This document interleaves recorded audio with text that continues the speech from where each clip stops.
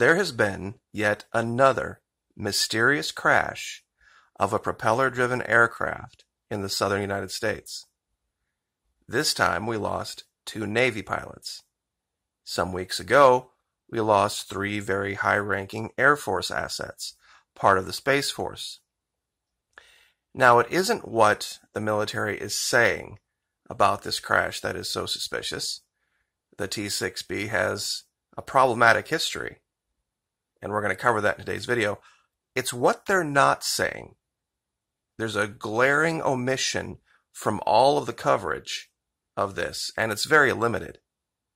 So let's get into it. Now, over the last few videos, we have talked about this strange set of flashes that appeared over the southern United States in telemetry, shortwave infrared, that was tracking Hurricane Delta. And what we boiled it down to is that there are 4 basic applications of laser technology the military is exploring. Of course, upper right, there is the destructive aspect. You can use it for offense or defense, to knock things down and destroy them. But there are 3 other applications that are a little less well known. One is with aircraft that use lasers to blast the atmosphere directly in front of them to kind of move it out of the way to increase the speed of the aircraft. There's also the idea of using lasers for communication, and that's why I have the picture of the submarine down here. We covered it very, very briefly a couple of videos ago, how they are able to send these quantum wave time packets that ignore time, and they can communicate with submarines deep below the surface. The 4th application of laser technology is to hide from radar. So, destruction, speed, communication, and hiding from radar. Those are the 4. Now, what is so specific about this crash that makes it mysterious? It has to do with the allegation I made in the most recent video that I think the next big conflict we're going to be involved in is Taiwan versus China. The 2 flashes that we saw were, of course, 440 miles long. We saw one from Louisiana to Oklahoma. We saw one from Florida to Tennessee, virtually identical. And when we measured them out, they correlate directly with, one second here, the distance from the 8th Bomber Division to the Pinggu Islands off Taiwan, and from the 10th Bomber Division to the capital of Taipei. Now, they've been experimenting with this technology even in Brazil, and strangely enough, a couple years back, they had a 440-mile-long flash of lightning that had never been seen before. Lightning, giant air quotes, asterisk. Now, what other evidence do we have that this is the case? Marines Hop Island set up long-range fires as force preps for clash with China. This is military.com, dated 22 October 2020. The actual exercise was 7th and 8th of this year, October. So the Marines are preparing for it. Now, this is Okinawa that they're doing this.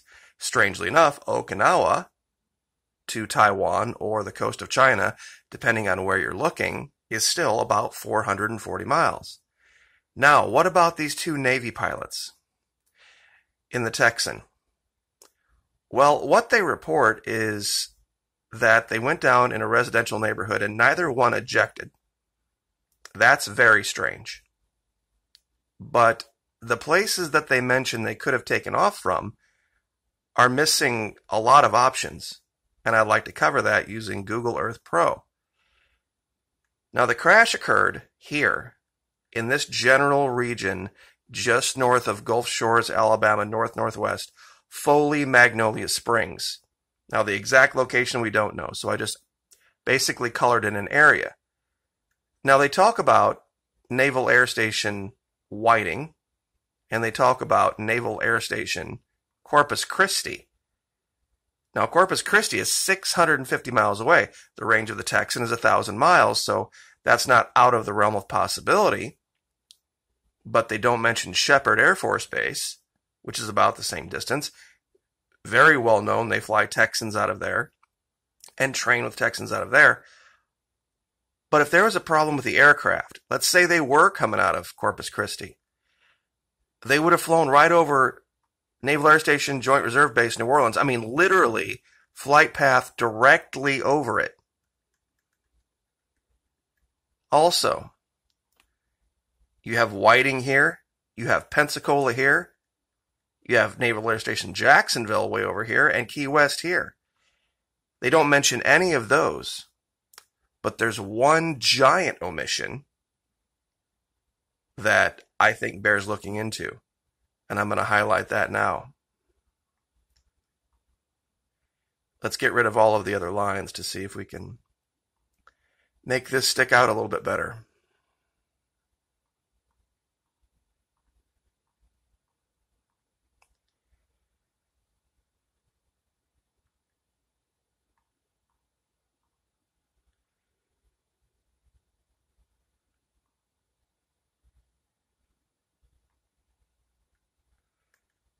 The headquarters of Air Force Special Operations Command at Hurlburt Field,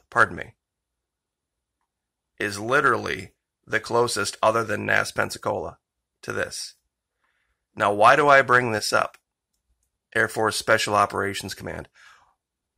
Well, the Texan is technically an Air Force asset that they use to train Navy pilots. So it's something they kind of cross-service train with. It's this weird thing that the Air Force has been experimenting with for years called the Light Attack Aircraft Experiment. And while they insist that they're doing this just to help our allies, there's something else very weird about it.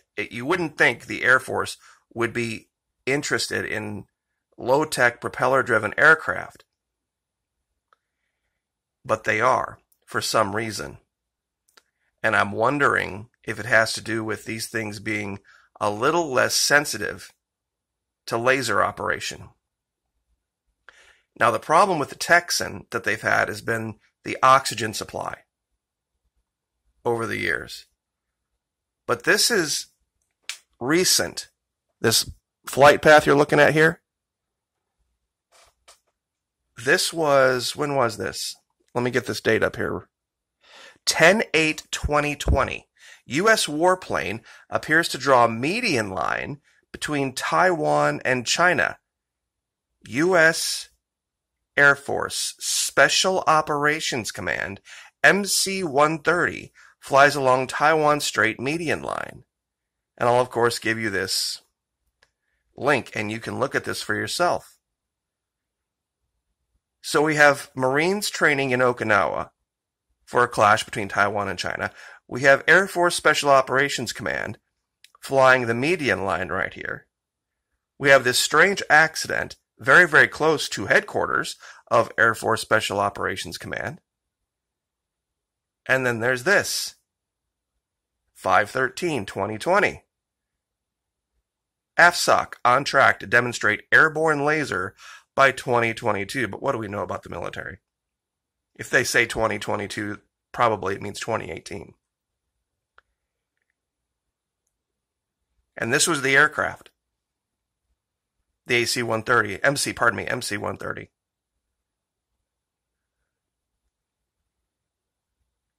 I'm very much wondering if this crash was Air Force Special Operations Command trying to do something that they haven't done before. This is an older article where they're talking about the Super Tucano. They were down to 3 aircraft, and we did videos on this a couple of years ago talking about Venezuela. The Scorpion, which is a jet-driven aircraft across the top there. Bottom left is the Texan, bottom right is the Super Tucano. Basically very small, very nimble, inexpensive aircraft that they use primarily for communications platforms. I mean, they're no match for any major jet of any major air force in the United States enemy inventory, so to speak.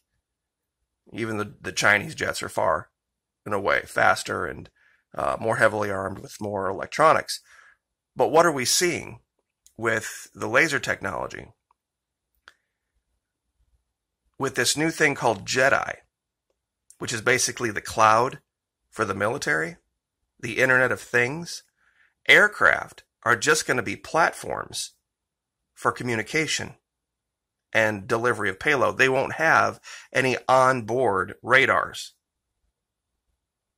All of the information that they're going to be getting about their enemies and their tracking data, all that's going to be coming from satellites. So why not make the aircraft as inexpensive as you can? But I'm wondering if perhaps, and the reason I started with this image, if laser communications, the amped up power levels that are needed for this communications phase, are screwing with the avionics or even messing with the pilots. Because that would be a coup for intelligence services to be able to do this in real time. It's just something that I don't think a lot of people can even imagine. That a plane, a military plane, would not have any software or hardware on board for tracking other aircraft. Basically, it would just have a receiver unit that gets it from the satellite above. It would make the planes far less expensive, and you could put a lot more on them. Takes one more thing off of the plate of the navigator, of the pilots. I wonder if this is what's really going on. If there had been some perhaps experimental system aboard that one up in Tennessee, and you had 3 high-level intelligence, Space Force intelligence assets on board evaluating it.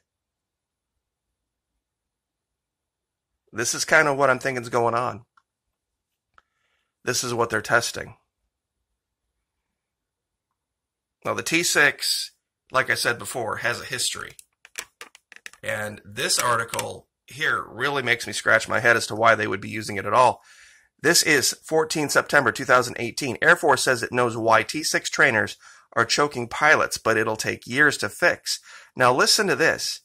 The U.S. Air Force says it has devised a set of fixes for its T6 Texan 2 trainer that will hopefully reduce the number of aviators reporting potentially dangerous hypoxia-like symptoms during flights. Unfortunately, the process, which includes a total rework of the aircraft's onboard oxygen generation system, or OBOGS, a revised software package, and changes in maintenance routines, could take up to 4 years to fully implement. Now, this is 2018, so you'd think, okay, they won't be ready till 2022.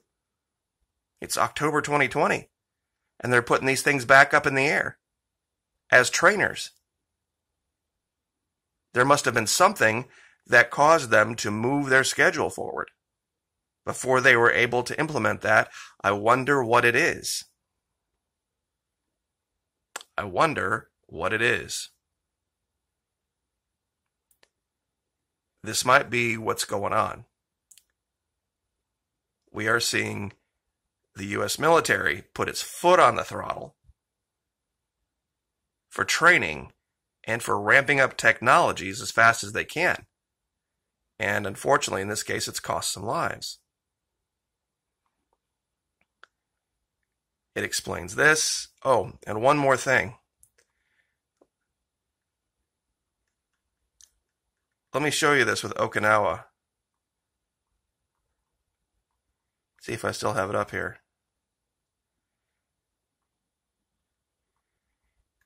Okay, so here's Taiwan. Here's China. Here's our military base in Okinawa. Now, imagine a circle. In fact, let's just not imagine it. Let's just do it. With a 440-mile range out of Okinawa. We'll zoom out here.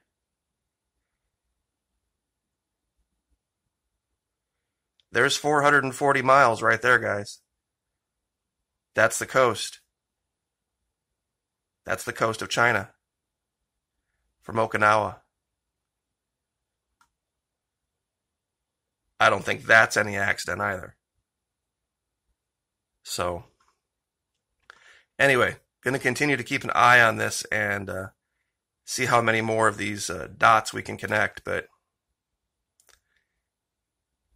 one small flash in shortwave and longwave infrared radar opened this whole can of worms. 138th Fighter Wing, 118th Air Intelligence Wing, 53rd Weapons Evaluation Group, and a NASA facility known as Chenault Field in Louisiana. And now we have a crash right here. We had another crash right here. It's just too much for me to call a coincidence. What do you think? Anyway, I'll leave it there. God bless. Thank you for the support on Twitch. Like, share, subscribe, and we'll see you next time. Thank you.